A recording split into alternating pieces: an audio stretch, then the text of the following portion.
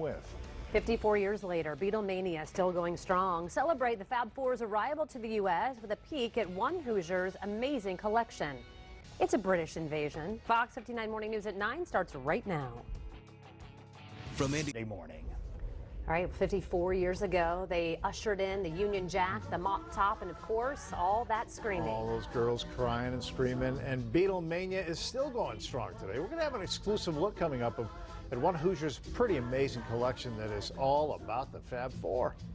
Desmond takes a trolley to the jeweler's store, buys a 20-carat golden ring, takes it back. The insurance. Ladies and gentlemen, the Beatles.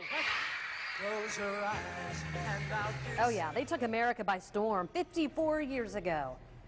Ed Sullivan introduced us to the Beatles on live TV right there. The anniversary of their very first U.S. visit coming up on February 7th. And collector Tom Fontaine is here, has some fantastic items from that British invasion. I mean, you started collecting at the age of 5. I did. Unbelievable. I did, yeah, actually. You have quite the collection. Yes, thank you very much. And I said I'm really, really honored to be able to show it to everybody, because that's what I really like to do, is kind of preserve everything and show things to people. Okay, so you told me that you're going to make me a huge fan in less than 3 minutes. February 7th, 1964, they arrived in New York, and actually this is the press conference after they arrived. And the interesting thing about this is actually signed by Paul, Ringo, and John. And the reason why George was not there, he was ill. Wow. And matter of fact, this kind of leads into the original Diesel Hoffman photo showing Paul, Ringo, and John at Central Park, because George was being taken care of by his doctor. So he was going to be able to perform live at the Ed Sullivan Show on February 9th, 1964. Giving him some fluids, maybe an IV, or who knows what. Exactly, okay. Sure. And then what they did a press conference at the Plaza in New York, and this is actually the first, this is the original press invitation from United Artists, because later on they did the movie A Hard Day's Night. And this actually is a Plaza flyer signed on the back by all 4 Beatles that was signed during the time of the press conference. From there, after they left New York, they went to Washington, D.C., and they performed there. And then from there, they went to Miami Beach. And what leads us to the Miami is that, first of all, they arrived on February 13th, 1964 in Miami. This actually is a limo card that is actually signed by Ed Sullivan when he was getting ready to hop back from Miami to New York. This right here is the original call sheet for the Ed Sullivan Show in Miami.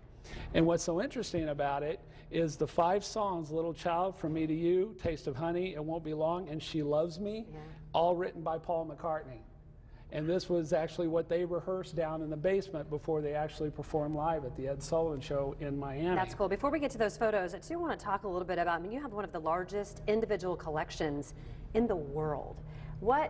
I think about like what it takes to be able to obtain these things, and how, I mean, the time spent and the research, and then how do you preserve it all, and do you have it, where do you have it all? Well, actually I have it in climate control storage, where basically, and you make sure that you take care and preserve it, not put in light, you know, and like something like this. That's why I like to exhibit every once in a while, to show these things, but you need to take really, really good care of them. And since I've had them in my possession, I make sure that I preserve them the way that that they originally were. Tell me about some of these photos here. This is really cool. Iconic. I mean, just look at this stuff. The Deauville Hotel is where the Beatles stayed in Miami, and what these are right here are original Polaroids of the press conference in Miami, and this is an actual Polaroid of them rehearsing the Ed Sullivan Show in Miami.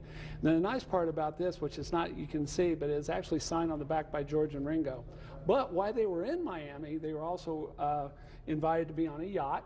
And what they did was this right here, this piece of paper right here, it's got the actually the ship number on the back of it, but this was signed on the yacht. That's awesome. in Miami. And this nice part about this is about this sheet music. Beatlology in the 2004 did a really nice story on her story about how she got the call sheet. She actually got the dog racing program, and she actually also got their cigarette case, because what happened was she faked asthma in the hallway. Paul felt bad for her, let her come in. He didn't give her mouth to mouth. No, he didn't. But he sat in there, and she ended up getting all these things in the hotel room. Awesome. Okay, hey, before we go back to Ray, I want to tell you again, Tom has a book, and it's called Rare, the Memorabilia Collection of a Lifetime. If you'd like more information about that and an in-depth look at everything he has, fox59.com/links. Thank you, Angela, Ray. thank you. Absolutely. Jamie, look at this. I got a cool little Monkeys tour booklet that he gave me, Tom, so thanks so much. All right, it's 9:20.